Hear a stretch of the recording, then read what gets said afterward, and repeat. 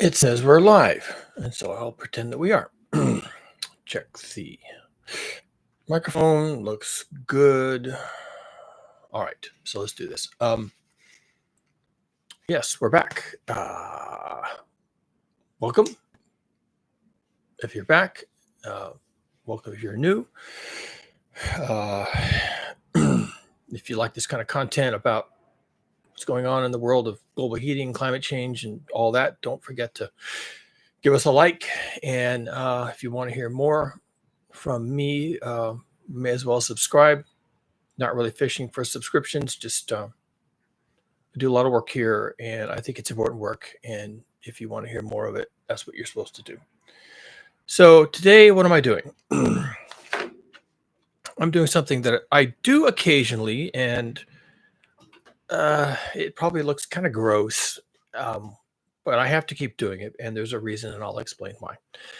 Today, I'm capping on Paul Beckwith, which I've done before. Now, the reason why I get on his case is because he's an influencer on YouTube. He gets invited to the COPs and the IPCCs, and he's on all these panels and all these things. So he's talking about a topic that's important to me, which is global heating. He calls it climate change, like a lot of people do, but that's fine. He tends to read science, so he'll open up a science article and it'll have charts, and he'll explain the charts, and he'll explain the science, and he'll read the paragraphs and point out the parts of the paragraphs that he thinks are important. So what is that, an educator? Okay, so maybe he's a science communicator. I'll allow for that. Science communicators are cool, right? Maybe we need a lot of those. Could be we do. I'm not sure that actually we can communicate the science of what's happening on the planet due to global heating and the resulting climate change. I don't know that we can communicate that. I'll be just honest with you. I try to do it on here, and it's hard. It's very difficult. It's physics, right? It's physics. It's not intuitive. Actually, a lot of it is counterintuitive. And this is where you have people end up saying things like, but how can tiny puny humans have any influence on the entire planet? The planet is huge, and it's got this deep atmosphere and deep oceans and enormous animals and storms and earthquakes and fires. And how can we have any influence on those things? I mean, we invented God so we could pray to the gods to get them to intercede on our behalf because we're so powerless, right? And because that's the perception. I think it's really hard to actually explain this. I mean, humans have been doing science on some level or another for thousands of years, right? Go back to the Greeks if you like.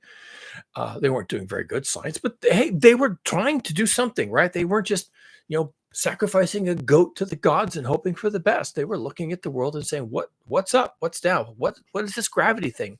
How big is the earth? They were measuring the circumference of the earth. They were giving it a shot. Okay, let's give them some credit. And some of them burned at the stake for that. Some of them were thrown down wells, and it was difficult to be a scientist, and it still kind of is. And it's hard to communicate science. It's hard to communicate what happens in the world. It is big. It is scary. It is enormous. And we are kind of small as individuals, and we are helpless a lot of the time. And there is some truth to all that. And it's on some level, it's incomprehensible. And it remains incomprehensible.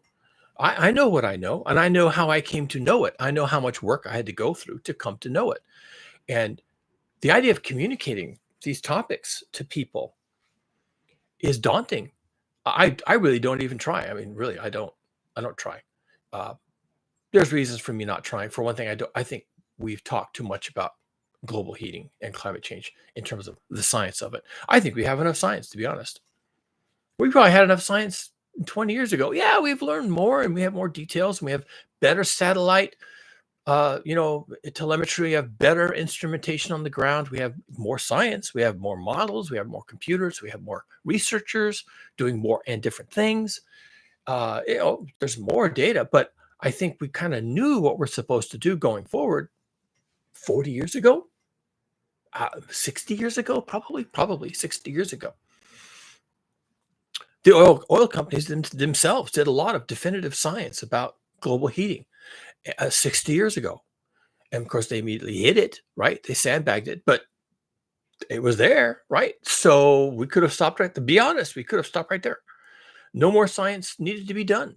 And really, no more communication about the science of global heating, the physics of it, and all that really needed to be done. We didn't have to put up all those satellites. We didn't have to go to the Greenland. We didn't have to go to the Antarctica. We didn't have to set out the Argo floats and discover all these currents and all these changes at the depths. We didn't have to, really. We didn't. We knew in the 60s, certainly the 70s, what was happening. We knew. And we could have made decisions right then and there based on what we knew right then and there. It's true. Everything since then has been misdirection. And a lot of the climate communication, it kind of feeds into that. Oh, we need to talk about this more. We need to talk about this more. Why? Why do we need to talk about this more? Well, we need to understand it. What part of it don't we understand? We're burning fossil fuels, coal, oil, and natural gas. We're burning them to make money, right? To drive our fat butts around and go to the moon and go to the Starbucks and, vacation and cruise ships and cargo containers from China. That's what we're doing. And it's enhancing the greenhouse effect with the CO2 emissions. And the greenhouse effect, once it gets enhanced, heats the planet. When you heat the planet, you get climate change. And when you get climate change and you get the heating of the planet, well, all kinds of shit breaks loose, right? We knew that 60 years ago. We have more details, okay, but we still don't have policies. You see what happens? And as far as I'm concerned, the level of the conversation hasn't risen 1 centillion of a step away from where we were in the 1960s and 70s. Because we don't want it to. We don't want to change. And we just keep talking about how things have to keep going forward and economics and growth and jobs. And so we just keep talking. We're not science educating. We're just talking to ourselves about how important it is that we find a solution and growthing and biggering and fastering. And, we're all over that. And that's what we've been doing for 60, 70 years. We've been talking about how climate change is going to interfere with our trip to Starbucks every morning for a latte. And a lot of the science communications in certainly the last 20 years, when I've been laser focused on this, the last 20 years, the science communications and all the IPCC reports and all the COPs and the Paris Climate Accords and everything, all of it. I'm not the only one saying this. All of it has been about how do we continue business as usual? It really has been. And you think, oh, well, we're talking about climate change. That's good. No, it's not. It's not good if we just keep talking about how to do business as usual and avoid changing anything because of climate change. And that's the path the fossil fuel industry put us on 70 years ago, when they were the first ones to come up with it. They weren't the first ones, but they were the first corporation to come up with this.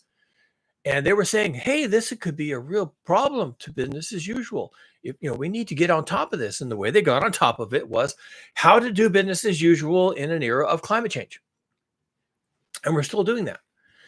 And a lot of our influencers here on YouTube and elsewhere, and they go to the cops and they go to the IPCC and they publish their reports and they do all their things, are kind of getting bogged down in how do we save ourselves from global heating? Meaning, how do we continue business as usual with global heating? How are we going to keep our jobs? How are we going to keep our economy? How are we going to keep our growth? How are we going to keep our innovation with global heating going on? Or most often they call it climate change. And, if it's just climate change, then you don't really have any problems at all, right? What is climate change? Who the hell knows?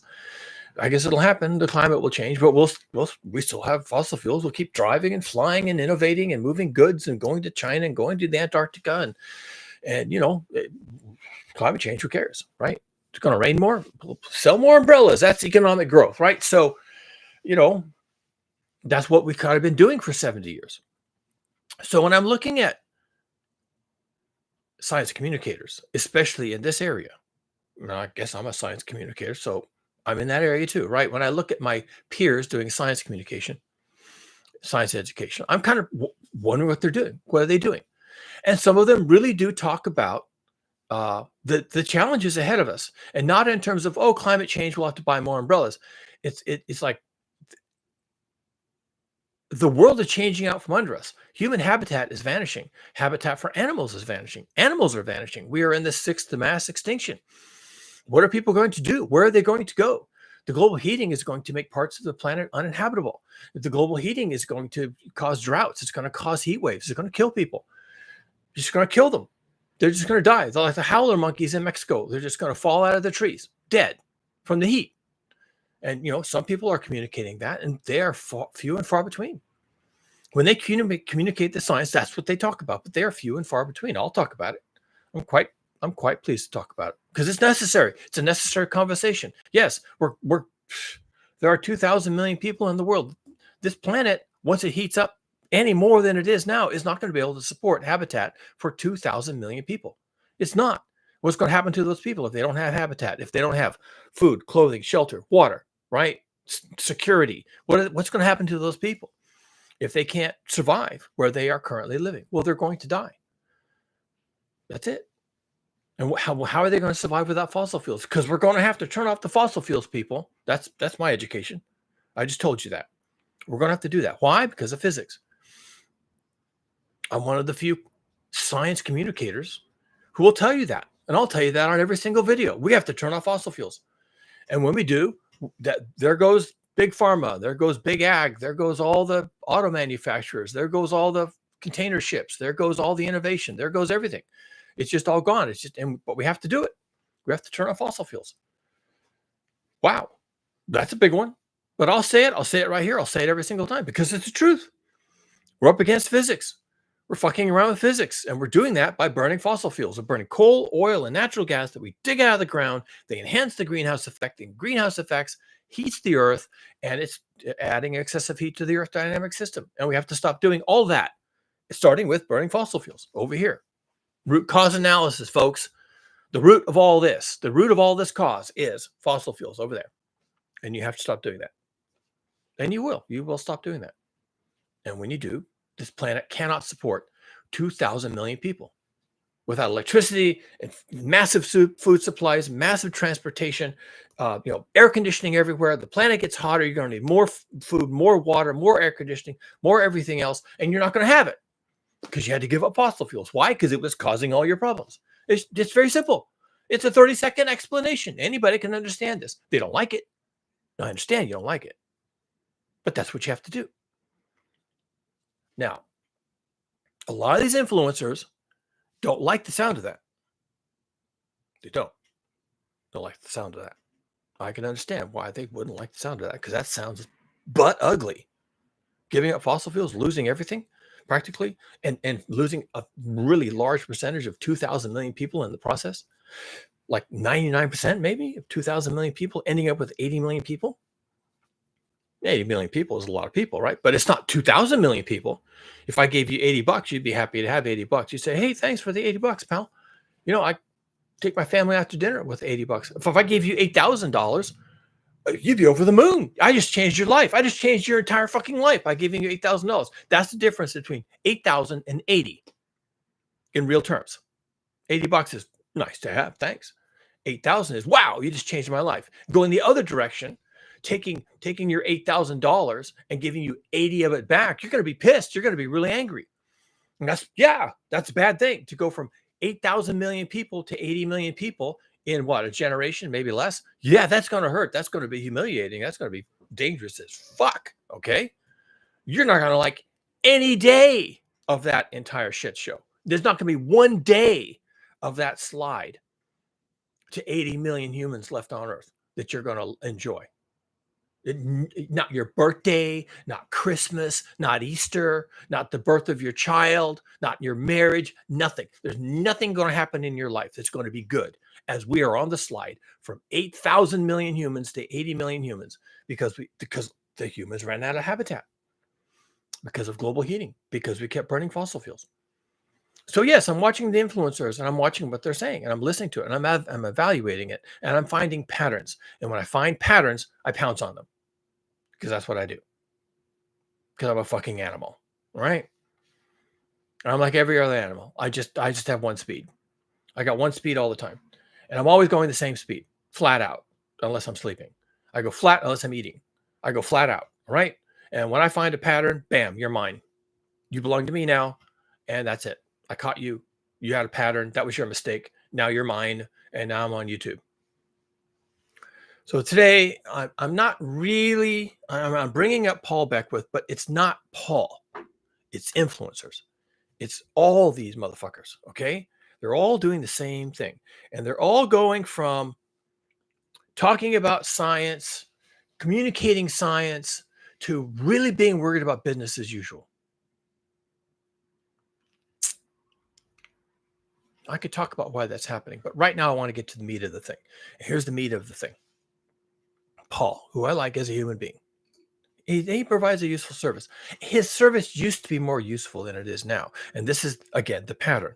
It's people are being usurped. They're being co-opted into the narrative warfare about why we have this has been going on for 70 years since the fossil fuel companies decided that they had to get in front of this. There's been this narrative warfare about why we really can't change, how we just have to keep going, just hope for the best, pray for a miracle, but just keep burning the fossil fuels, keep buying the products, keep your consumer economy and your global economic ecosystem alive. Just keep doing what you're doing and hope for the best in the future. And maybe we'll come up with a solution. Maybe we won't, but maybe it won't be real bad. Maybe it'll all be good, right? Maybe global climate change is a good thing. Who knows? Maybe you'll need fewer umbrellas. Isn't that going to be nice? Maybe your cold climate will have really nice summers. Who knows, right? So just keep going and hoping for the best. And that's what the fossil fuel companies have been fisting us off with for 70 years. And I noticed that our internet educators, technology educators and science educators are doing the same thing. They fall into the same thing. They end up being co-opted by the same thing that whatever it was that co-opted the executives in the fossil fuel industries 70 years ago. Those were just humans too. And now our modern day humans who are supposed to be focusing on climate change and global heating and science and physics and educating people and getting people to understand the challenges ahead and getting them to make the right decisions for the right reasons and being compassionate and fair and justice but getting on with it, they stopped doing that because they kind of realize that, oh, that's going to interfere with business as usual. And now I'm a big time internet influencer and I've got all these subscribers and I have all this income from all my videos and people write beautiful comments to me. Oh, you're so right. And you're so wonderful. And I can't interfere with this. And I get more comments when people say I'm upbeat. And I get better comments when people say that I'm a shining light in the drab world of global heating and climate change where it's all bad news. But I'm putting in nice things and I'm having nice friendly videos and fuzzy videos. And that cougar guy, he's a fucking animal. It's like, don't go listen to him, listen to me. I'll tell you good news. So the good news from Paul Beckwith, I'm bitter. Okay. Not because I have no subscribers. I'm bitter because we're all going to die. And this has been going on for 70 years.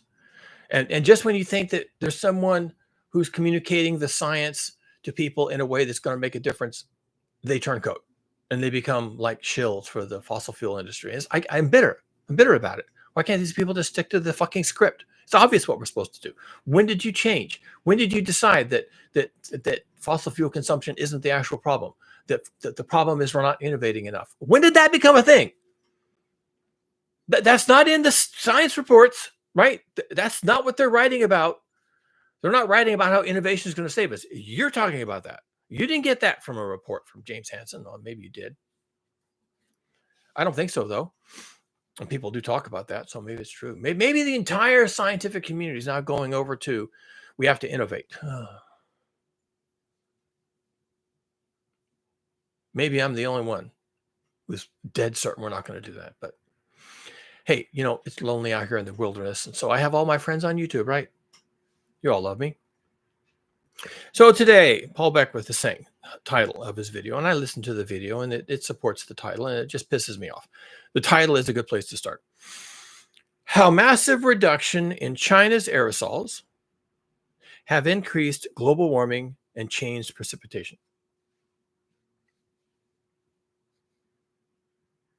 That could have been written by a lobbyist from the fossil fuel industry. And I know that's a cruel thing to say because Paul means well. But that could have been written by a lobbyist for the fossil fuel industry. Everything about this is wrong. Everything about this is either a half-truth or just flat wrong.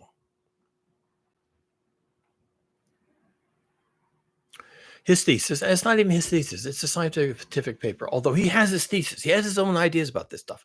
And, he'll work his ideas into his recitation of science, right? He'll be reading a paper, and here's a chart, and here's a paragraph, and here's this, and then he'll be working his own thesis into this. And his thesis currently is that I'm going to try to state it the way he states it. And you're going to agree with it. You're going to agree with him. You're going to say, "Oh, wow, that's interesting. That's sounds about right." You'll agree with him, but he's wrong. And I'll prove to you why he's wrong. Why he's fundamentally wrong. He's just absolutely fundamentally from the foundation, and from there, from the wrongness at the foundation, all the way up to his final thoughts, he's wrong. Here's his thesis, stated the way he would probably say, yes, that's correct, because I'm trying to be fair. That we humans, industrial humans, because neither I nor Paul nor you are doing this, but there's a segment of the human population that runs the industries and the regulatory agencies and the governments and the laws. Okay, there's a group of humans out there, not a huge group. There's what, a couple thousand people have decided that it's very important to reduce sulfate emissions from the combustion of fossil fuels. And they've been doing this for good reasons, right? Because sulfate emissions are a pollutant. They do create problems in the world. They used to be so bad in Europe from burning coal that they had acid rain, which most people alive today don't even remember. I remember it. Acid rain. It was a big deal. It was destroying entire forests, acid rain. It was corroding ancient monuments made of limestone and marble that had been carved during medieval times or even Roman times, carving all these statues in marble. They were melting. They were dissolving, becoming just white lumps of marble because of the acid etching away the stone. The acid rain was bad. There were acid lakes. There were acid ponds, acid rivers in Europe because they burned so much coal. And the coal had a lot of this crappy coal, and it had a lot of sulfates in the coal. And when you burn the coal, you release the sulfates into the atmosphere, and it goes up and it creates, it mixes with the clouds in the atmosphere, and it comes back down in the rain as acid, sulfuric acid. Science, real science. So starting about, I don't know, the 1970s or 80s, they began reducing sulfate emissions. And there's lots of ways you can do that. For example, you can burn fuels that don't have as much sulfur in it. So you can stop burning coal and burn more natural gas. You can stop burning fossil fuels altogether, right? You could go nuclear. You could go hydro. You could do other things. Back then, they didn't do solar and wind, but later on they did. So, of course, you're not burning anything. And in Europe, they really saved themselves from acid rain. It was amazing. It took them about 20 years. But there was a lot of regulations and a lot of requirements, and they added new technology to the power plants, scrubbers that would remove those types of pollutants from the exhaust, so you could still burn the coal, but you were scrubbing out the thing that you didn't want to go into the atmosphere. And it was expensive technology, and it was expensive to operate, and there were other pollutants that came out of it that had to be disposed of in a safe way. But hey, they cleaned up their atmosphere. And so that was a big deal. And we can look back on that with pride. And people do. They say, hey, we cleaned up the sulfur emissions from coal-fired power plants and oil-fired power plants. And we cleaned up the atmosphere and we reduced acid rain. And no one even knows that was a thing now. That's just so much better off that no one even really thinks of that as a thing. And we've been doing this, reducing sulfate emissions for a long time. And Paul's thesis is that recently, like in the last few years, really, we've gotten so good at reducing sulfate emissions that we've begun to turn the tide on this new problem, which is global heating, which is somewhat related to sulfate emissions, because sulfate emissions, when they're in the atmosphere, if they're still causing global I mean, acid rain, but they're providing actually another feature, which is that sulfates in the atmosphere are reflective. So when the sunlight is coming in and it hits the sulfates and the clouds and other things that are formed by the sulfates in the atmosphere, the light from the sun is reflected back into space. This is called the aerosol masking effect. Sulfates are one of the aerosols that participate in this. And the aerosol masking effect is providing a service of reflecting sunlight and reducing global warming, because the global warming comes from sunlight entering the earth system, striking the ground, heating the earth, and then the heat being trapped by the greenhouse effect. So one way to reduce global warming is you reduce the amount of sun that strikes the earth. That's one thing you can do. There's other things you can do, and I'm going to get to those shortly. But that's one thing you can do. And as people begin to realize that this was like a natural service, it's not natural because the sulfates are there because we're burning coal and oil and natural gas. But setting that aside, once they're in the atmosphere, they provide this natural service that we didn't know was even there, which is an aerosol masking effect. It's bouncing the sunlight back into space and keeping it from hitting the earth, and warming the earth and heating the atmosphere and causing the greenhouse effect, right? So that's service provided by the sulfates. And recently, we've been reducing sulfate emissions from even more than we even did before. We're reducing sulfate emissions again from power plants and manufacturing processes and from shipping, because they're a pollutant and they cause acid rain and other types of problems, respiratory issues, for example, from breathing them in. You don't want to do that. You breathe them in, it creates acid in your lungs, and that's not good. How could that possibly be good? It's not. So you reduce sulfate emissions as a benefit to humanity. That's why you do it. There's laws, there's regulations, there's just basic, caring about people. And so you reduce sulfate emissions. But now, oh, the horror. We didn't even know about this natural thing, natural, not natural, but it's something we didn't do deliberately. We did do it, but not deliberately. So it's natural, although it isn't. Of all these sulfates in the atmosphere that were blocking the sun, the aerosol masking effect. Oh my God. Now we're reducing the aerosol masking effect. Now that's going to cause global heating. The planet's going to warm up because the aerosol masking effect is being reduced or eliminated. And oh my God, what are we going to do? Where are the aerosols? We need the aerosols. We need the natural aerosols. Natural because we didn't deliberately put them there, but I mean, we did do that. They're not natural. It's from burning fossil fuels like coal. But setting that aside, it was a natural service, so-called, of blocking the sunlight so that it couldn't hit the earth and heat the atmosphere and cause global heating. Oh my God, what are we going to do? We're reducing the sulfate emissions in the shipping and the power plants. And this is terrible. This is awful. And it's causing global heating and global warming. And that's what this says right here. A massive reduction in China's aerosols, sulfate emissions, have increased global warming and changed precipitation. Irma Gerd, what are we going to do? That's all wrong. That's all completely wrong. I mean, it can be technically correct, but this take that China's reduction of aerosols is causing global warming, actually global heating, words are words, and this is terrible. They did something. China did something. They reduced their aerosol emissions, and without natural aerosols, so-called natural, not really natural, we're really doing this, but regardless, without aerosols, we get global heating. Irma Gerd. How dare they? No, I'm not being fair, of course, because I'm putting spin on this. You're sensing my spin. You sense my what is it? Sarcasm. I'm being sarcastic here, right? I can be sarcastic. Can I be sarcastic? I'm just restating what he's stating, but I'm doing it in a sarcastic way. Actually, I'm doing it in the correct way, because the idea that these are natural things and they're providing a service and we have to keep this going because without them we get global warming, global heating, and climate change. That's just narrative warfare. Because when you say all those things, then you're inclined to go back to the Chinese and say, hey, what are you doing? You're reducing sulfate emissions. You're reducing the aerosol masking effect. How dare you? Do you have permission to do that? We need that. We need you to keep burning coal and oil and natural gas. We need you to stop scrubbing out your aerosols and your sulfate emissions. We need that up there. What are you doing reducing your sulfate emissions? How dare you?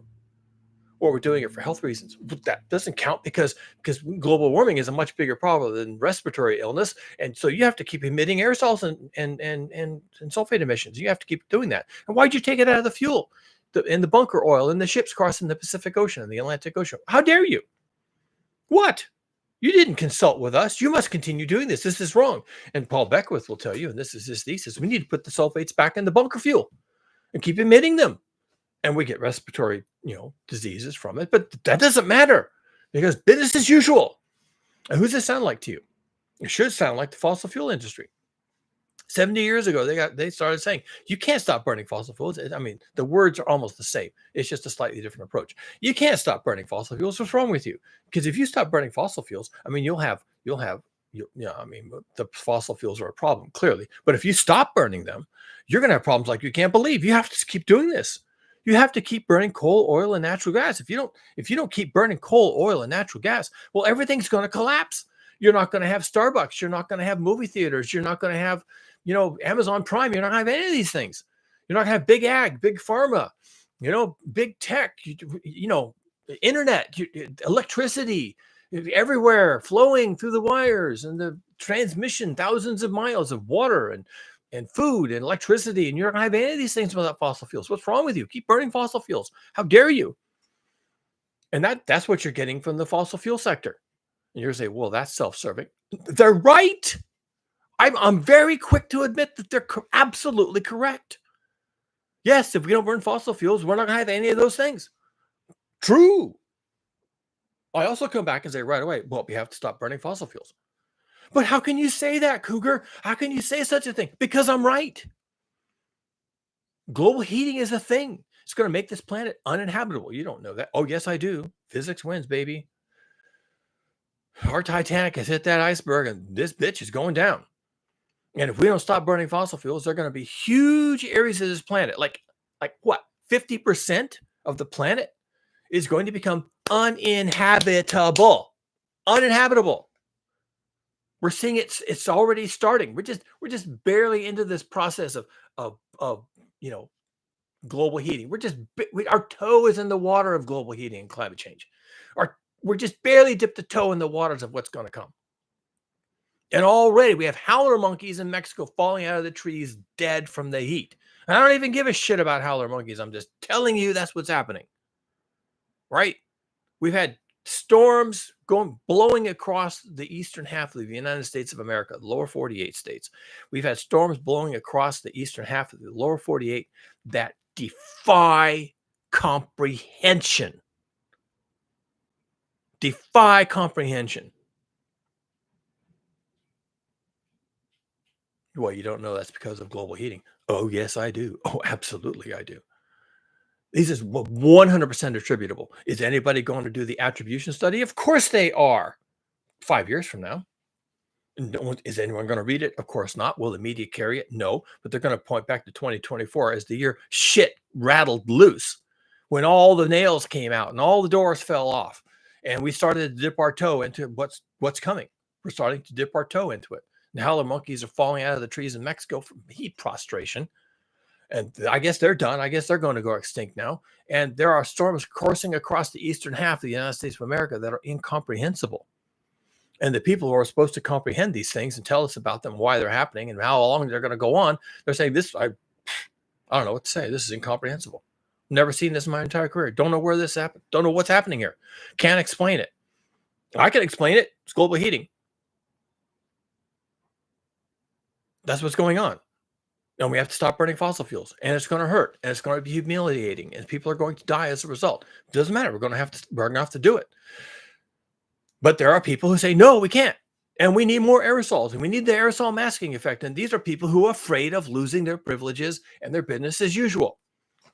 They want to fly to the COPs. They want to be involved in the IPCC. They want to be on panels. They want to be invited to talk to the president.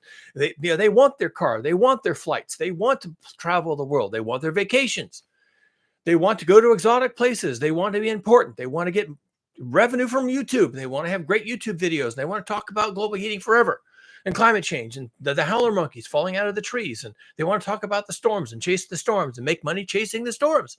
And it's going to be capitalism all the way down. And we're going down. And most of 8,000 million people are going to die. And business as usual. My last video was, we're going to make money until everyone is dead. You think I was kidding? I'm not kidding. That's the attitude. Why is this wrong? How massive reduction in China's aerosols have increased global warming and changed precipitation.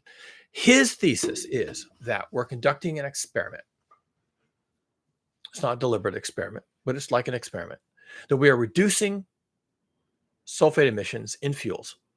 And we've been doing that since the 70s to fight acid rain, but now we're doing it again. Somehow it's different. We're conducting an experiment in reducing sulfate emissions. That's going to affect the aerosol masking effect, and that's likely to increase global heating. And that's wrong. We should not be conducting experiments like that. And China is wrong for doing this. And he doesn't mention anybody else. I mean, maybe India is doing this too. I don't know. Are the Indians doing this? Like I said, Europe did this 50 years ago to save themselves from acid rain. Was that an experiment? No, they're trying to solve a fucking problem that they created. And since they created the fucking problem, they felt like they could solve the fucking problem. And the acid rain was the problem. And they were creating it. And they felt like they could solve it. So they did. And they did solve acid rain. They don't really have that as a problem. Was that an experiment? No, that was not an experiment. That was solving a fucking problem that they created. It was in their wheelhouse. They created the problem and they solved it. Problem gone. As far as they're concerned, maybe it's not completely gone, but hey, their forests aren't turning brown and their ponds aren't called acid lakes. And so, hey, problem solved. Wasn't it an experiment? Solving a problem. And the Chinese are not. Paul Beckwith says we are now conducting a grave experiment in Earth system dynamics by reducing sulfate emissions in fuels. We must put them back. He says things like that. He says we must put the sulfates back in the fuels and re-emit the sulfates into the atmosphere because the aerosol masking effect is going to save us from climate change. Really? It is? No. The experiment, Paul, numbnuts, the experiment is not reducing sulfate emissions. We've been doing that for 70 years, okay?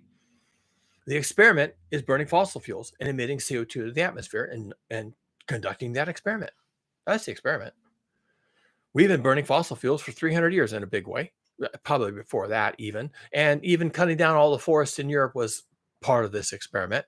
And, other things we've been doing, denuding the planet of green life and throwing all that carbon in the atmosphere, slash and burn agriculture, focusing on burn here, throwing all that carbon into the atmosphere, right? Cutting down all the trees on Easter Island, throwing all that carbon in the atmosphere. We've been doing this a long time and destroying our civilizations in the process and destroying human beings in the process and destroying animals and mass extinctions and all this going on for thousands of years, but in a big way in the last 300 years by discovering buried carbon and throwing all that in the atmosphere. Kind of the same theme of what we've been doing for thousands of years, but now we're doing it with fossil fuels and throwing that carbon in the atmosphere. And that's an experiment. How's that working out for you? You're fucking around with the Earth dynamic system. How's that working out for you? That's an experiment. People say, oh, well, we can't change the Earth dynamic system just by burning fossil fuels. That's ridiculous. Oh, really? Well, that's what you're doing. I guess we're going to find out. It's sort of an experiment, right? And the experiment is not, Paul, I'm sorry, numbnuts. The experiment is not just in recent years when the Chinese decided to, scrub, to clean up their air, which is unbreathable, by cleaning up their coal-fired power plants or retiring them and reducing sulfate emissions. That's not the experiment, Paul. And the experiment is not that some regulatory agency decided to reduce sulfur content in bunker fuel for ships so that they emitted cleaner pollutants from their smokestacks. I mean, it sounds like a good idea, right? That's not the experiment. Okay, the experiment is not reducing sulfates in bunker oil for cargo ships. That's not the experiment that we have to stop doing. The experiment that we have to stop doing, okay, let's understand this shit, shall we? The experiment that we have to stop doing is burning fossil fuels and fucking up the atmosphere with carbon dioxide. How about that for an experiment? We've been doing that for 300 years. We've been doing that for so long, we don't even know we're doing it anymore. But that's what we're doing. And it's an experiment. Can you burn all the fossil fuels on Earth and not destroy the planet for human habitation purposes? That's the experiment. I just stated it. The experiment is, can you burn all the fossil fuels on Earth, dig them up out of the ground, set them on fire, release the products into the atmosphere, enhance the greenhouse effect, heat the planet? Can you do that experiment and not kill everyone on Earth? That's the fucking experiment. Sounds stupid to me. I think it's a bad idea. I wouldn't do an experiment like that. Why would you do that? Here's another experiment you could do. Fill a plane full of people, fly it up into the sky, and get it out there flying along at whatever, 40,000 feet, 350 miles an hour, 400 miles an hour. And then, as an experiment, drop the wings off or just drop the engines. You just drop the engines, right? We'll just drop the engines, we'll drop the wings and see how it flies.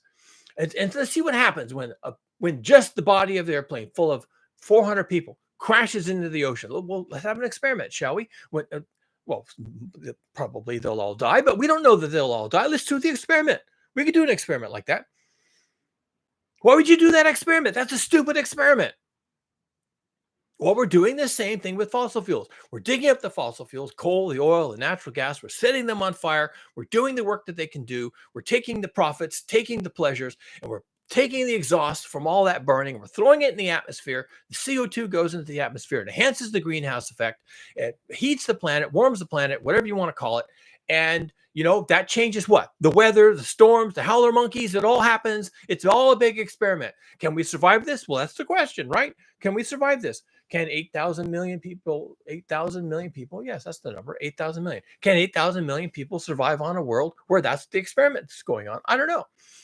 It's like cutting off the wings of a plane full of people and see how many will survive. It crashes into the ocean and maybe, will they all die? Well, we don't know they'll all die. Let's try the experiment. So we don't know that global heating, global warming is going to kill all the people. Let's find out. That's the experiment we're doing. We're going to change the Earth dynamic system. We're going to heat the planet. We're going to make the place uninhabitable. Is it going to kill people? I don't know. Let's find out. Is it going to kill everyone? I don't know. Let's find out. Will it change? Will it cause all the animals on the planet that you can name that you've ever seen in a documentary by David Attenborough or Jacques Cousteau or anybody else? Is it going to kill them all? Going to kill the coral reefs and the howler monkeys and the elephants and the zebras and the giraffes and the marmots and the rabbits and everything? Is it going to kill them all? I don't know. Let's find out. That's the experiment we're doing. Let's just heat the planet. Let's just change the climate. Let's just fuck everything up. Let's just, like a toddler pulling wires out of a race car engine. Let's just fuck with everything we can fuck with and see what happens. Let's just see. We don't know. 70 years ago, the fossil fuel industry knew that we were fucking with the planet. They knew that. People found out eventually, and they were like, okay, that's a thing. We're messing with the Earth dynamic system. It's going to get hot. We don't know how hot. Let's find out. And now, if it's going to get really hot, is that going to be a problem? I don't know. Let's find out. And is really hot going to change the habitat and the climate where people can't live on this planet anymore? I don't know. Let's find out. And meanwhile, we'll be making money. We'll be traveling. We'll be driving. We'll be flying. We'll be loving our lives. We'll be going to Ibiza. We'll be getting drunk. We'll be smoking pot. We'll be swapping wives and doing all these things and eating chocolate and drinking coffee. And we'll be doing all those things. And then we'll wait and see what happens. That's the experiment. We'll just do all these things and heat the planet and kill the howler monkeys in a 6th mass extinction. And is it a problem? I don't know. We'll find out. That's the fucking experiment. That's what you're doing. The experiment is not that the Chinese, those people, whoever they are, they're very suspicious. Those people, those suspicious people, those communist people, they are reducing sulfate emissions. That's an experiment. You can't do that. Emit the sulfate. Doesn't matter if you can't breathe the air. Emit the sulfates. We need them. It's the aerosol masking effect. It's saving us from global warming, global heating. It's saving us from climate change. How dare you reduce your sulfate emissions? Put the sulfates back in the fuel for the cargo ships. Put the sulfates back in your smokestacks. Burn the coal, burn the oil, and let the sulfates save us from global warming and global heating. Because without the sulfates in the atmosphere, we get global warming. The planet's getting hot. You're reducing your sulfates, and the Pacific Ocean's getting hot. What the fuck? What are you doing? No one gave you permission to do that. Stop it. That's an experiment. You can't do that experiment, reducing sulfate emissions. How dare you? What is wrong with you? What's wrong with these Chinese people reducing their sulfate emissions? My God. Of course, the Europeans did that to save themselves from acid rain, but that was different. We didn't even know about climate change back then. Well, we did actually. That was when the fossil fuel industry started sandbagging the climate science, but that doesn't matter. Now the Chinese are doing it. Now we do know about global heating. We know about the importance of the aerosol masking effect. And this is an experiment. You're conducting an experiment. You're reducing your sulfate emissions. You're impacting the aerosol masking effect. How dare you? That's an experiment. You don't have permission to do that. Stop doing that. Put the sulfur back in your fuels. Put the sulfur back in your atmosphere. Breathe the polluted air. What are you doing? We have bigger problems than your lung disease, for fuck's sake. Get it back up there. Stop doing this. And that's what he says, Paul Beckwith. Doesn't say it like that. I'm being fucking sarcastic because I'm a fucking savage. But that's what he says. We're conducting a terrible experiment. Of course, he's very polite about it. We're conducting an experiment. We're moved sulfur from the bunker fuel of the cargo ships, and the Chinese have cleaned up their coal-fired power plants, and their industries are reducing their sulfur impacts. And this is an experiment. Should we be doing this? He asked, parenthetically. I don't know. And of course, his answer is no. We shouldn't be. They should put the sulfur back in the fuels. They should keep polluting. And we're not going to ask the Europeans to keep polluting because they were solving acid rain, and their marble monuments were melting and turning into unrecognizable lumps of stone, and their cathedrals were dissolving in the acid rain. So it's okay that they stopped doing that. But these Chinese people, they're conducting an experiment. They don't have permission to do that, and they should put the fuels back. They should put the sulfur back in the fuel because we need the aerosol masking effect, and that's their responsibility now. They are responsible for the aerosol masking effect, and if they're going to stop putting sulfates in their fuels and clean up their atmosphere and clean up their pollutants, and they're going to impact the aerosol masking effect. And that's going to contribute to global warming and global heating and climate change and the howler monkeys. And how dare they? That's his attitude. He's a nitwit. He's gone over to the dark side. And he'll continue to read his science papers and look at the chart and read this paragraph, and there's important things here, and we really have to be careful about what we're doing. And then he'll say, yeah, the Chinese have to stop removing sulfates from their fuel sources because they're impacting the aerosol masking effect, and that's causing global warming, global heating. Oh my God, we can't have that. No, Paul, the experiment was being done 300 years ago. Burning fossil fuels, that's the experiment. Burning fossil fuels and sending the carbon dioxide, not the sulfates, although we do that too. And that did cause a problem. And we did solve that problem in many cases. But the real thing that we haven't solved, cannot solve, and won't solve is the carbon emissions. That's the experiment, my dude. That's the experiment. And we're going to keep doing this. Just like the oil companies said back in the 60s. Oh, we're going to have to keep doing this. And we are. That's the experiment. We have to keep doing this experiment. We have to keep burning the fossil fuels. And whether there's sulfates in them or not, or whether they contribute to sulfate pollution or not, or whether the sulfate pollution is actually a benefit because it contributes to the aerosol masking effect. Maybe that's important or not. It doesn't matter because we have to keep burning the fossil fuels. Now, we have to keep burning the fossil fuels, not because we need the aerosol masking effect. That's just a red herring. The real reason we have to keep burning the fossil fuels is because there are 8,000 million people all buying Starbucks lattes. And if we don't have 8,000 million people buying Teslas and Starbucks lattes, then the global economy collapses. And then there's no big ag, and there's no big pharma, and there's no big internet, and there's no big anything else. And there's no big. There's only little things, little tiny things, like little villages and little farms and little people pulling up small crops from their small gardens. And that sounds like sliding backwards. Ooh, wow. What, you're advocating for shrinkage rather than growth? I'm not advocating for anything. I'm just pointing out that you've been doing this experiment for 300 years and it's starting to look sucky, okay? Maybe you should start fucking with things that you don't understand. Maybe, possibly. And Paul will say, oh, it's the sulfur. That's the experiment. The removing sulfur from fuels and not enhancing the aerosol masking effect. That's the experiment. No, you numbnuts. The experiment has been going on for 300 years. Altering the greenhouse effect, enhancing the greenhouse effect, always enhancing it, always making it worse, always making it more effective, trapping more heat, heating the planet. That's the experiment. Now we have howler monkeys falling out of trees dead from heat stroke. And we have storms that are going across the eastern half of the United States of America that are incomprehensible, not my words, their words. Well, it's comprehensible to me. It's from global heating. The monkeys falling out of the trees, that's not a mystery to me. That's global heating. And the collapse of the West Antarctic ice sheet, that's global heating. The sea level rise is global heating. The bleaching of the corals, that's global heating. It's not incomprehensible to me. I understand it completely. And there are lots of people who say, oh, yeah, it is. But that's not the most important thing. Why not? Why isn't it the most important thing?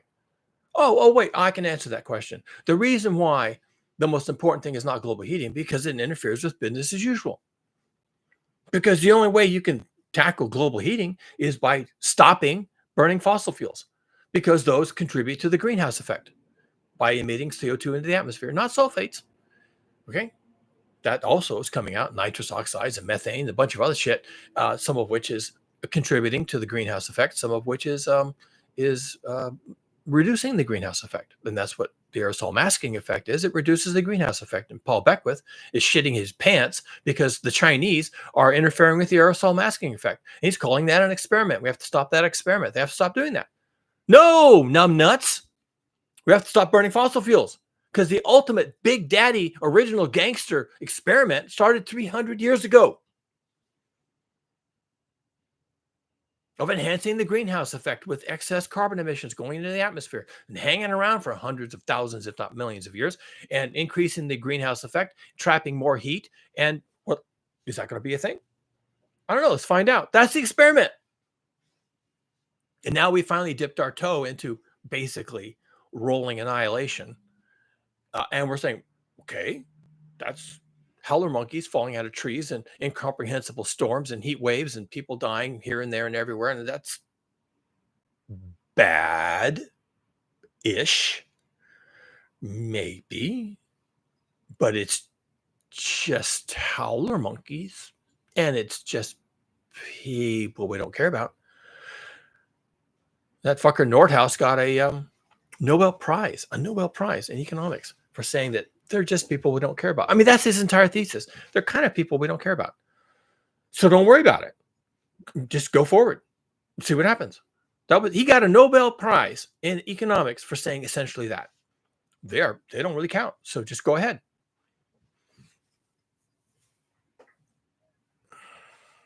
And this is why I hate economists.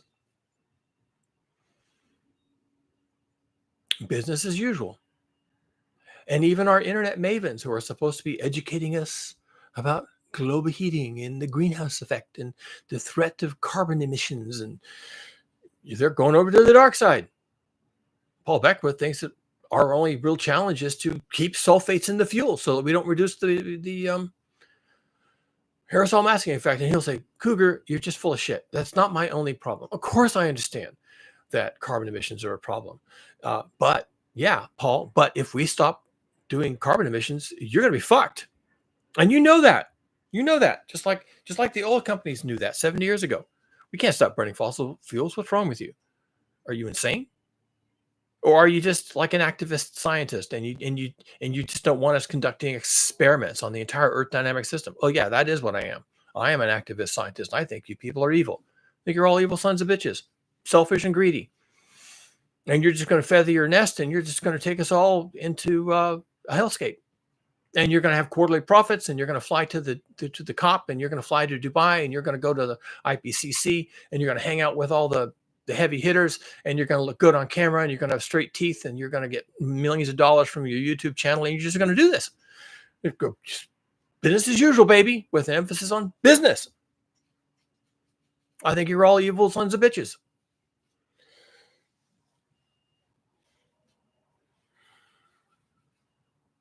And I don't have to be nice when I say it, because that's the truth. No, that's your opinion. Oh, well, okay, fine. That is my opinion. My opinion is that all you people, by de-emphasizing the actual challenge here, the actual challenge being that we're changing the Earth dynamic system, we're conducting an experiment, a 300 years long experiment that is now beginning to bear fruit, bitter fruit, that this is okay. I'm saying it's not. And you're saying it's okay. I'm saying most of 8,000 million people are going to die. And you're saying that's okay.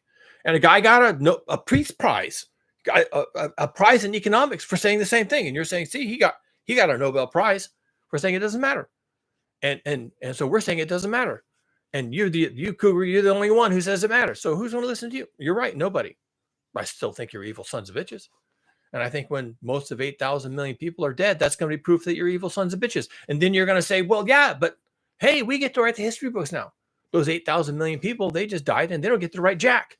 They don't get to explain their situation and their experience at all. So we're going to write the history books. And when we're 80 million people and we're all the right people who did the right things, and they innovated, and they put the sulfates back in the fuel, and they saved the aerosol masking effect, and they did the right things, and they did the right experiments, not the wrong experiments, the right experiments, and they burned the fossil fuels, and they innovated, and they burned the fossil fuels, and they drove around, and they burned the fossil fuels, and they created a consumer economy, and they burned the fossil fuels, and they created a global economy, and they burned the fossil fuels, and they sent all the cargo ships across the oceans, and they burned the fossil fuels, and they studied the Greenland ice sheet, and they burned the fossil fuels, and they studied the West Antarctic ice sheet, and they burned the fossil fuels, and they studied the coral bleaching, and they burned the fossil fuels, and they reported on the howler monkeys dying and falling out of the trees, and they burned the fossil fuels, and they flew across the country, and they burned the fossil fuels, and they drove to Starbucks for a latte every morning,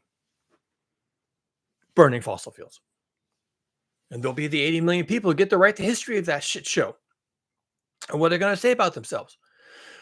They're going to say that God loved them. And they did the right thing. And they tried to save as many people as they can.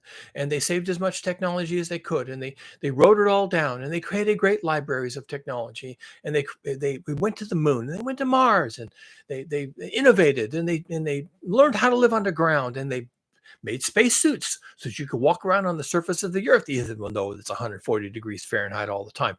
And they innovated, and they created tiny little heat pumps that you could wear on your back with a tiny little battery that would run all day, and you could put your spacesuit on, and you could go out in the morning, and you could do your gardening, and you could go to your Starbucks and stand in the walk-up line and drive your car and go to the drive-through wearing your spacesuit, and you could stay cool and refreshed, and you wouldn't even get sweaty. And this is innovation, baby.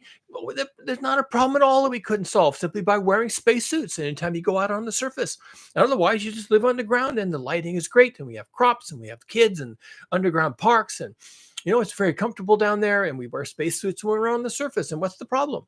And 80 million people wearing 80 million spacesuits, or simply never going on the surface. The kids live underground now. We have artificial skies with artificial clouds, and it's all just a huge LCD display. And we have artificial rain, and it's the perfect temperature, and there's no acid content, and it's just all wonderful. And it's 80 million people left on the earth, and we're all living underground, and every child gets a pony. It's a robotic pony, but every child gets one. And, the parks are perfect. It's fake grass, but it's perfect. And the LED sky and the beautiful LED sun and the LED moon that never sets and the stars are all perfect. It's all exactly mapped to the actual Milky Way galaxy. It's innovation. Come on. What's wrong with you? We can go forward. We can do this. We can save ourselves. 80 million of us, but that doesn't matter because they're the people that count anyway. We gave a Nobel Prize to a guy that taught us that important thing, that you don't have to save everybody. You just have to save the people with money. Because that's what your global economy is. It's not everybody. It's the people with money. And they have to be saved or you won't have a global economy. And 80 million people with money is enough to have a global economy. And they have to wear spacesuits when they go out on the surface. But who cares? The surface has been a shit show anyway for years. And there's howler monkeys out there, for fuck's sake. And who wants to deal with fucking howler monkeys? And rats and rabbits and fleas and shit like that. We don't have any of that stuff underground. And if you want to go out there and see the real sun and the real sky, I don't know why you would, put on your spacesuit and go out there and enjoy the whatever it is anymore, the natural world. I mean, come on. That was always a bad idea. There were spiders and snakes and venomous things and fucking dinosaurs and shit that would eat you whole. And we don't need that. We just don't need that. Who needs that stuff? Now we live underground. It's clean. Even the rats are mechanical. There's nothing down there that's a threat to you, right? And we have mechanical birds, mechanical ponies, and everyone lives great. And if you want to go on the surface, if you're compelled to do that, I don't know why you would do that. Sounds crazy to me. But if you want to go on the surface, here, look, we got spacesuits at the exits right here where the elevator goes up. The necessary 600 feet to the surface. Either the spacesuit would come in different colors, and you can go up there for like 6 hours at a time, right? You want to go up on the surface and see the real sun and the real clouds and the real muck and mire and the real scorpions and the real cockroaches, because that's all that's left up there. You want to see the real scorpions and cockroaches? Why? I mean, I guess everyone needs a hobby. Well, okay, we have spacesuits that you can wear that in all kinds of colors. You can go up on the surface and get your feet in the mud and deal with the scorpions and deal with the fucking cockroaches. And no, you're not going to find any howler monkeys. You're not going to find any giraffes or elephants. We have those on. video. You can watch those anytime you want. Hell, we have elephants, AI elephants that you can communicate with, robotic AI elephants. And they'll even sing your favorite song in a voice of John Lennon. Come on.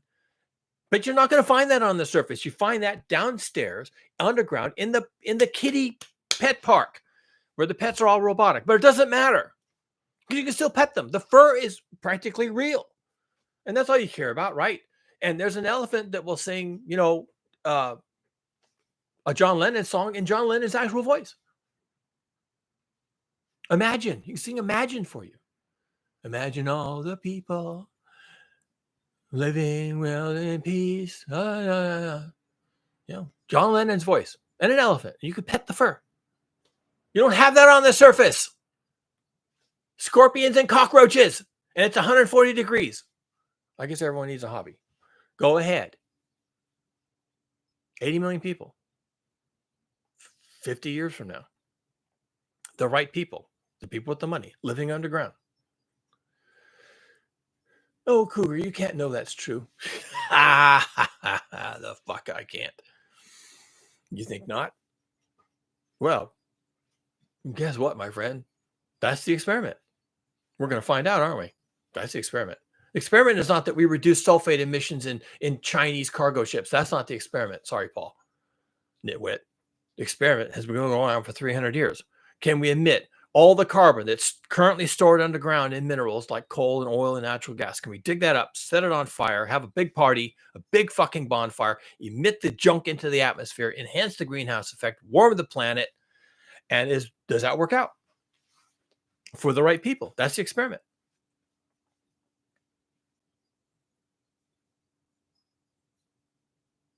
Yeah, it'll work out. It's going to work out fine for the right people. Nordhaus was correct. It's going to work out for the right people. I think you won't be able to walk on the surface without a spacesuit.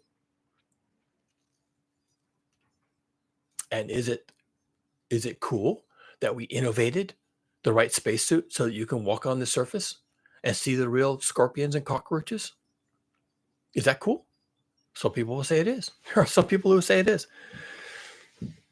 The cost of business as usual. The cost of progress. That's what they'll tell you. They'll tell you that. That's the cost of progress. I'm on record. I think they're evil sons of bitches. I think they're evil, selfish, greedy sons of bitches. Maybe I'm just a savage. Maybe I'm just an animal. Maybe I don't understand. Maybe I'm too stupid. But that's what I think. And if you're going to tell me that the problem is that China has fucked up and they're doing an experiment to reduce the aerosol masking effect and they're wrong and they have to stop doing that, well, then you're an evil son of a bitch. Because that's not the problem. That is not a correct statement of the problem. The problem is we're burning fossil fuels. We're allowing the CO2 to go into the atmosphere after doing that, and it's enhancing the greenhouse effect. And when you do that, you heat the planet. And that's the experiment. And is that going to be okay? I don't think so. We're already seeing that it's not okay. And it's going to get worse. Every year it's going to get worse. So what are we supposed to do? You're supposed to stop burning fossil fuels, period. Straight up. Stop doing it. Should have started. Okay, we got some good benefits from it, but we should have stopped. And we knew 7 years ago. We should have stopped then, but we didn't want to because we're selfish and greedy. And we're sons of bitches. So we didn't. We didn't stop. Could have, should have, didn't. Well, now we have to. But I don't want to. Well, it doesn't matter what you want to do. You have to stop. But how are we going to do that? I don't know. Turn it off. There's machines that pull the coal out of the ground. Turn them off. There's machines that pump the oil out of the ground. There's refineries that turn it into oil into diesel and gasoline and jet fuel. Turn it off. Turn off the refineries. Turn off the oil pumps. There's fracking systems and pumping systems and pipeline systems that move the natural gas around. Turn it off. Just turn it off. Close the valves. Turn off the electricity. Shut it all down. You could do that. Don't want to. Well, I know you don't want to. But you could. You're going to keep doing this. I know. I understand that. But you could not do this. But if we stop doing this, then what are we going to do for our global economy? I don't know. Yeah, that's an experiment. I can tell you what's going to happen. It's going to collapse. But big ag and big pharma and big auto and big tech and big internet and big government, what are we going to do? I don't know. You're going to lose those things. Well, that sounds terrible, I suppose. But you can't have those things without fossil fuels. Well, then we have to have fossil fuels. No, you have to stop burning fossil fuels. Because if you keep burning fossil fuels, you're going to destroy the planet. And you're going to be living underground, and going up on the surface will require a spacesuit. But I still want my latte. Well, you can't have that. But I want to drive my car. But you can't do that. And you're telling me we have to turn off the fossil fuels. Yeah, but it's going to be terrible. Yes, it will. And it'll be humiliating. People will die. True. Well, you're advocating death and destruction and humiliation. No, I'm not advocating that. I'm saying that's what you have to do. You have to take the hit. Well, how will we live without fossil fuels? Well, first of all, you won't have to live underground. Maybe. I mean, we may be too far gone to avoid that fate, but there's a chance you could avoid living underground. So you could live on the surface. And what would you be doing on the surface? Well, you'd be doing what people have always done on the surface of the earth, on the surface of the fucking earth. Okay, let's talk about the earth, shall we? Not living underground, not having hydroponics, not having robotics and artificial intelligence and artificial people doing artificial things. On the surface, doing what people have done. Under the actual sun, under the actual clouds, with the actual rain, with the actual scorpions and the real cockroaches on the surface. Shall we talk about that? How do you do that without fossil fuels? We know how to do it without fossil fuels. We've spent most of our 300,000 years on the earth doing all that without fossil fuels. It's only been recently that we got addicted to fossil fuels and started doing a bunch of other stuff, which some of which was interesting, I'll grant you, and most of which it would be nice to keep going forward. I don't know how we keep it going forward without fossil fuels, but hey, maybe we could figure that out, right? If that became a priority. How do we keep all of our cool and groovy things without fossil fuels? Let's have that discussion, shall we? We could have that discussion. We could talk about that. How do we keep modernity without fossil fuels? Well, maybe the answer is you don't, but maybe you could, but you'd have to have that conversation. You'd have to figure that out. Hey, there's a prospect for some innovation for you. How do we keep the internet without fossil fuels? How do we make routers and switches and transformers and all the electricity and all the transmission and all the solar panels and all the batteries, and how do we make those things and all the cell phones and all the everything else without fossil fuels? Can we do it? The answer is no. Flat out no. Well, then we're going to lose those things. But hey, if those things are important and you want to try and have those things without fossil fuels, figure it out, buckwheat. Innovate your ass off. Figure that out. How can you have cell phones without fossil fuels? I can imagine a way to do it. Maybe you wouldn't have a cell phone for 8,000 million people, but in all likelihood, you're not going to have 8,000 million people because you've given up fossil fuels, right? And you're not going to be able to feed them. You're not going to be able to clothe them. And we're already dipping our toe into global warming, and it's looking kind of sucky. And a lot of people are going to die. And the howler monkeys are going to die. They're already dying. And the eastern half of the U.S., those people are going to die. So what are we going to do? Well, you don't need cell phones for 8,000 million people. Maybe you need cell phones for 400 million people. Maybe you need cell phones for 100 million people. Can you make cell phones for 100 million people using just solar panels and wind and alternative energy? Figure it out. Just figure it out. Maybe you recycle old cell phones and make new ones. Could you do that? Oh, that sounds expensive. I'd rather work from virgin materials. Yeah, but you could figure it out. Well, I guess I could figure it out. We could even figure out how to make cell phones last 30 years instead of, 3 years. Yeah, that's right. That's right. You could do that. You could innovate, right? You could solve that problem. Now your cell phone lasts 30 years. You don't need a new one every 3 years because they don't fall apart in 3 years. They fall apart in 30 years. And when they do, we recycle them because we figured out how to do that. So yeah, you could do that. Innovate. Fix it. You'd like to have it fixed? Then fix it. Figure out how to do it without fossil fuels. And then you won't need fossil fuels for cell phones. And maybe you won't need fossil fuels for the internet. And maybe you won't need fossil fuels for your food. And maybe you won't need fossil fuels for anything. And maybe you don't have 8,000 million people anymore. But hey, you can deal with whatever you do have without the fossil fuels. And that's the key, because we can't have those.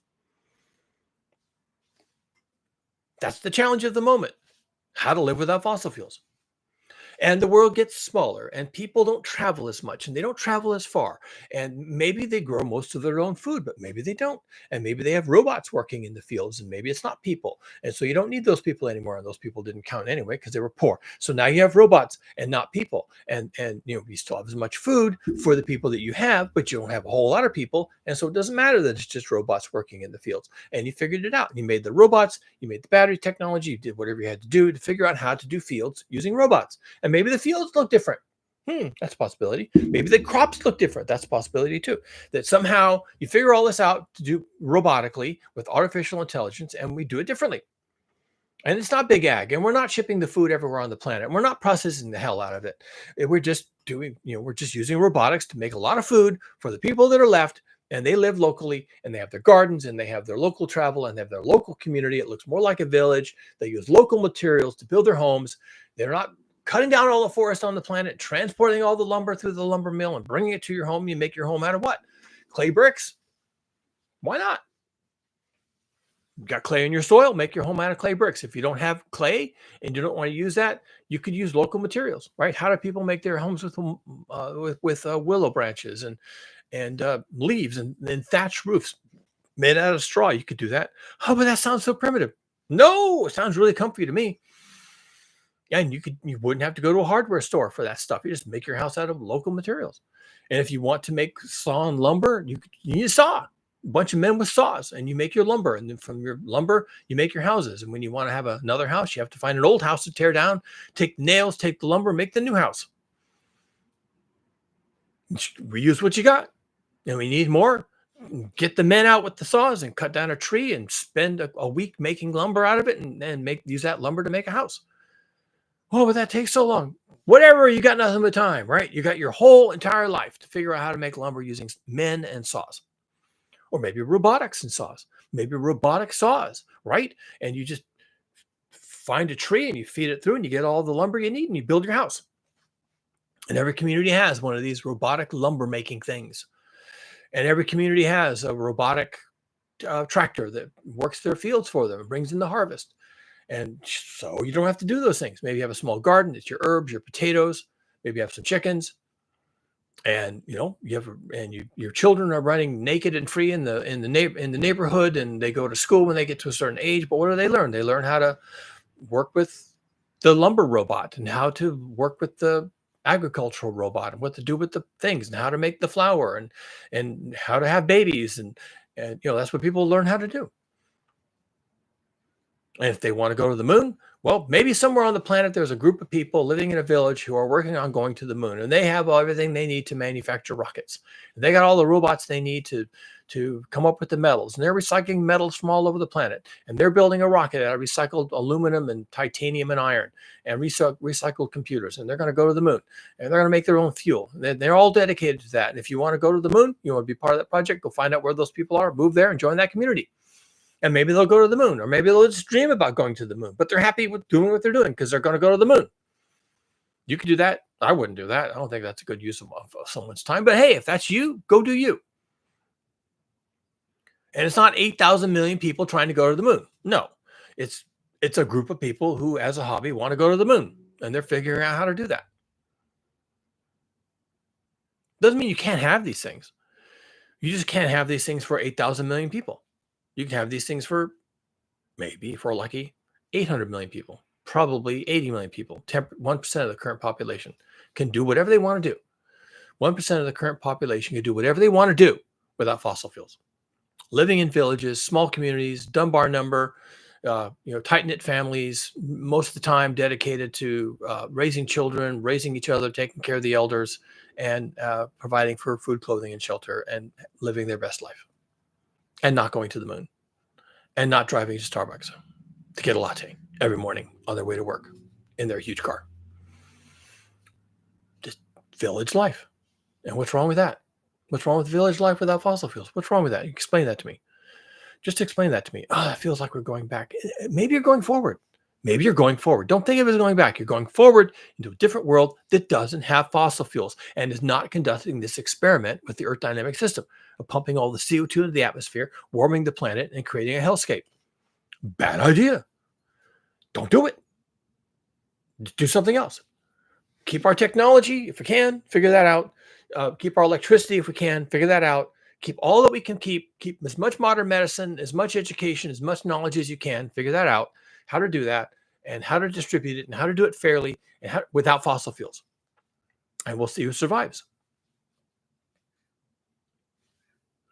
I don't know what else to say. You can't burn fossil fuels. You can't have coal, oil, and natural gas. You have to stop immediately. We should have stopped 70 years ago and taken our hit. 7 years ago, there was 2 billion people, not 8 billion people.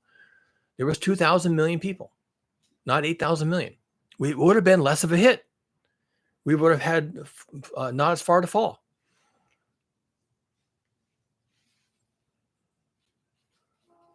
Now we're going to fall hard.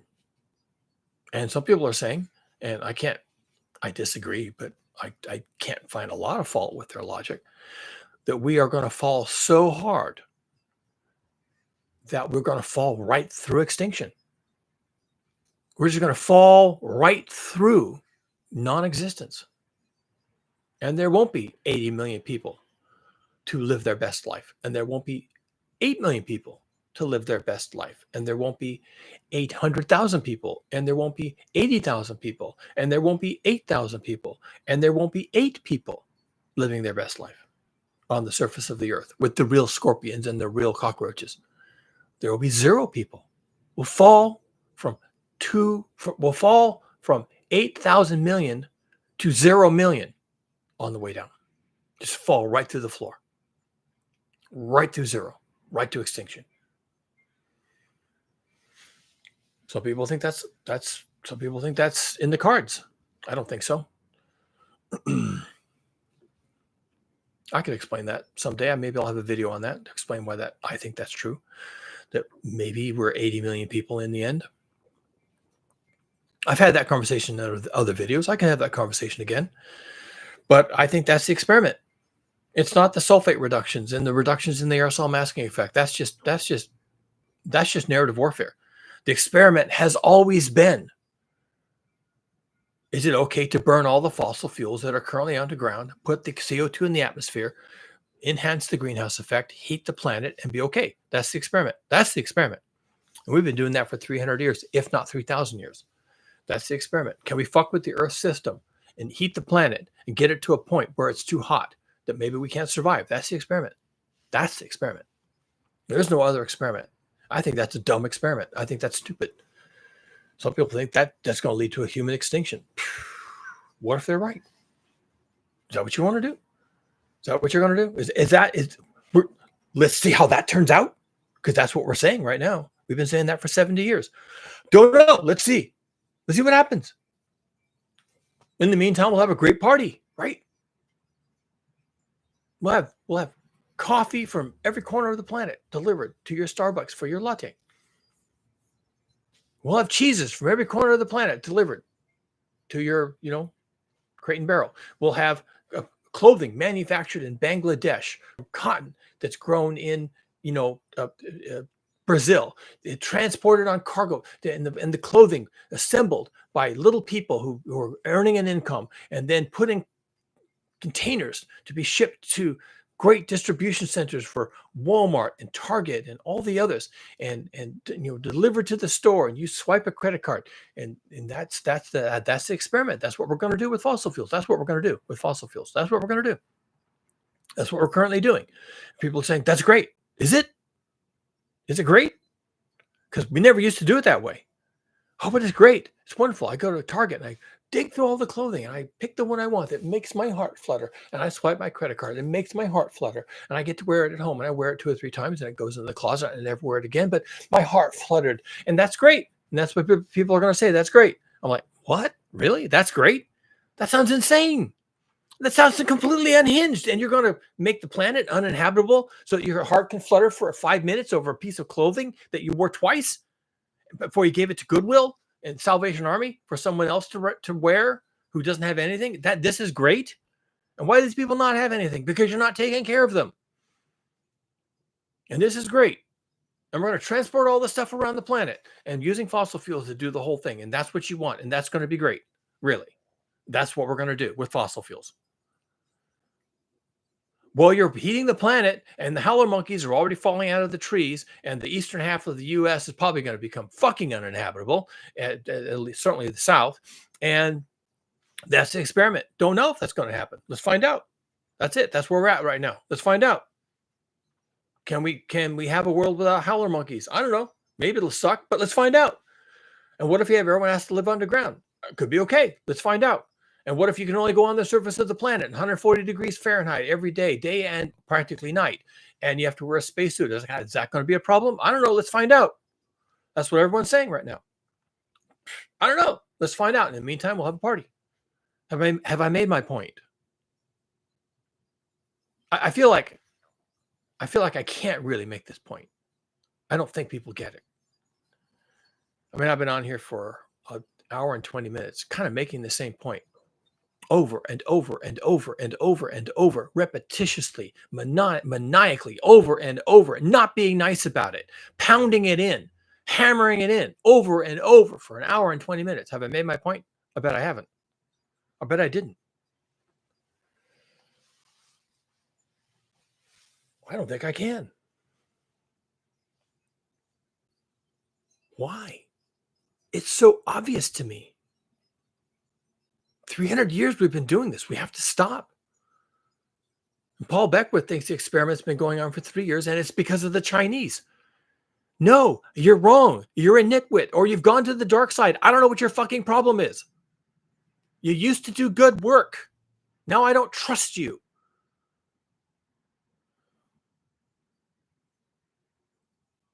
Nobody gets it. I'm the only person that gets it. I guess I'm the only one. I get it. I can see it. I understand. I can see it. It's just it's spread out before me like a landscape of annihilation. I guess I have a bad attitude. I don't know. Maybe I'm stupid. Oh, it's terrifying.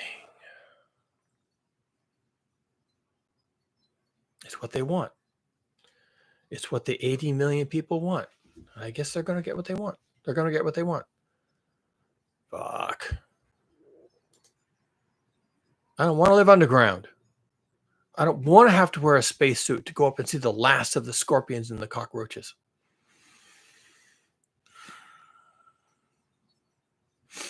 They say the dead are the lucky ones. I don't really believe that. But I guess 8,000 million people are going to find out, right? If I'm right. If that's how this experiment goes, 8,000 million people are going to find out if the dead are the lucky ones. What is wrong with you people?